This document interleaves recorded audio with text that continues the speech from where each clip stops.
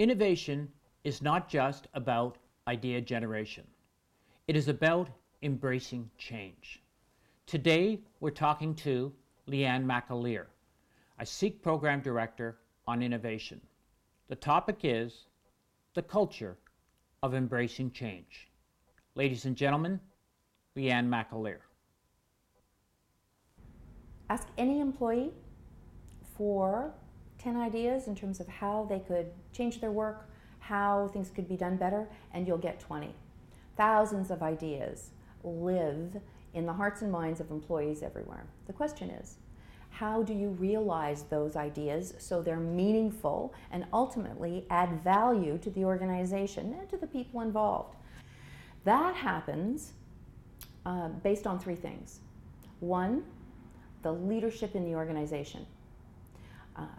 The leadership embraces innovation as a strategic imperative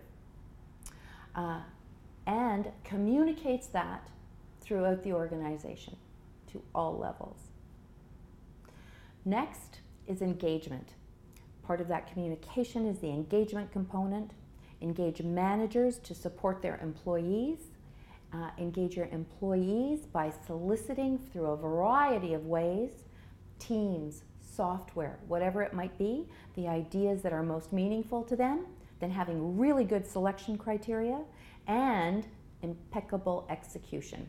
So we move from generation to realization.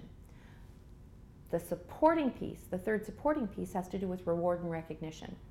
If we want people in their busy schedules to be spending this effort and energy on ideas, then we need to ensure that A, they are trained, B, they're rewarded simply for the activity, I must tell you, and recognized when those ideas come to fruition.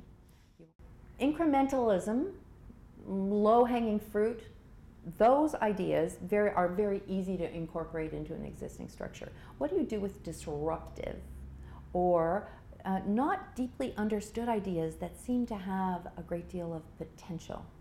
Organizations that do extremely well in innovation are extraordinarily good prototypers.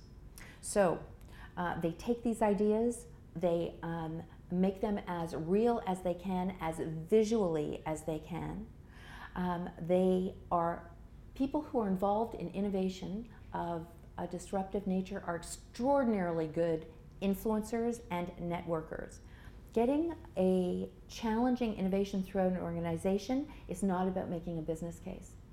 It is about swaying hearts and minds, and they're very much about possibility and being able to articulate those for people.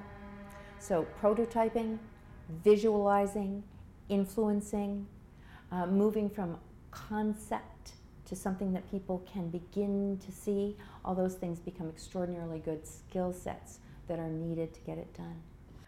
Ants are extraordinarily efficient at finding food sources.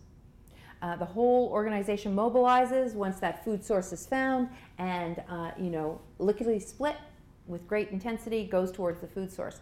However, in the research on ants, what we now know is that at any given time, even when that food source has been identified, 20% of the ants are looking for something new. So they spin it off, and that little track of ants is finding the new source, so that by the time the new source is found, the organization is ready to go. The ants have very sophisticated communication modalities. That is, they're fast, they communicate really efficiently, and it's a mobilization technique. The second is that their survival is dependent on it.